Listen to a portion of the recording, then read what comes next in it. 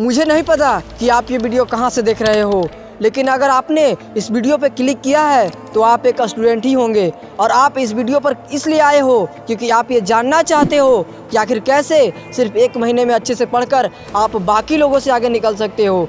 तो इस वीडियो में मैं आपको 4 ऐसे तरीके बताऊंगा जिनको यूज करके मैंने अपनी 10th की बोर्ड एग्जाम में 80% स्कोर किया था। और ये 4 टिप्स इतनी पावरफुल है कि अगर आपने इनको 15 दिन भी फॉलो कर लिया तो आपको खुद की स्टडी में दोगुना इम्प्रूवमेंट दिखाई देगा। तो बिना टाइम वेस्ट के समझते हैं इन 4 टिप्स को। टिप्स नंबर 1, हमेशा सुबह में पढ़ो। आपने अपने टीचर और पेरेंट्स से कई बार ये सुना होगा कि हमें सुबह जल्दी उठकर पढ़ना चाहिए, लेकिन कभी आपने ये जानने की कोशिश की है कि आखिर हमारे पेरेंट्स और टीचर सुबह जल्दी उठकर पढ़ने पर ही ज़्यादा क्यों जोर देते हैं? तो ये देखो, सुबह हमें पढ़ना इसलिए अच्छा होता है क्योंकि सुबह का समय एनर्जी से भरा होता है और सुबह के समय हमारा ब्रेन और बॉडी दोनों पूरी तरह से एक्टिवेट होते हैं। इस समय हम जो भी पढ़ते हैं उसको याद रखने के चांसेस 99% तक बढ़ जाते हैं।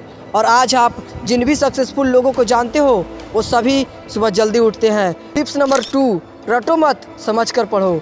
अपनी क्लास में कई सारे स्टूडेंट को देखा होगा कि जब टीचर कुछ याद करने को देते हैं तो क्लास में सभी रट्टा मारना स्टार्ट कर देते हैं।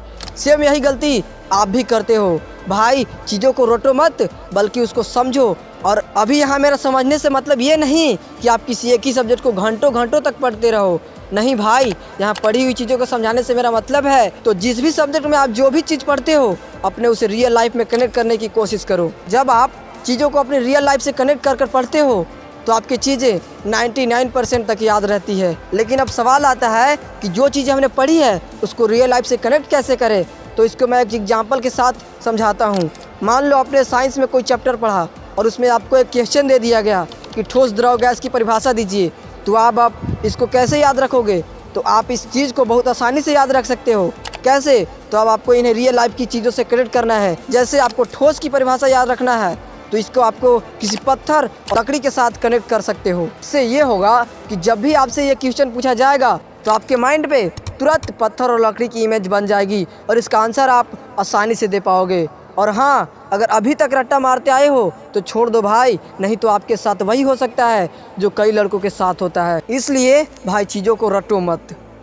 टिप्स नंबर 3, जितना आपने पढ़ा है उसको दोबारा से पढ़ो, यानी रिवाइज करो। आपने लाइन ये तो सुनी होगी, करत करत अभ्यास तय, जड़ीमती होत सुजान, रसरी आवत जात तय, सिल पर परत निशान। जिस तरह जिम में जाने वाला बॉडी बिल्डर जितनी कंसिस्टेंस के साथ अपनी हेल्थ पर फोकस करता है और जितनी ज़्यादा एक्सरसाइज करता है तो उसकी बॉडी उतनी ही स्ट्रांग होती है।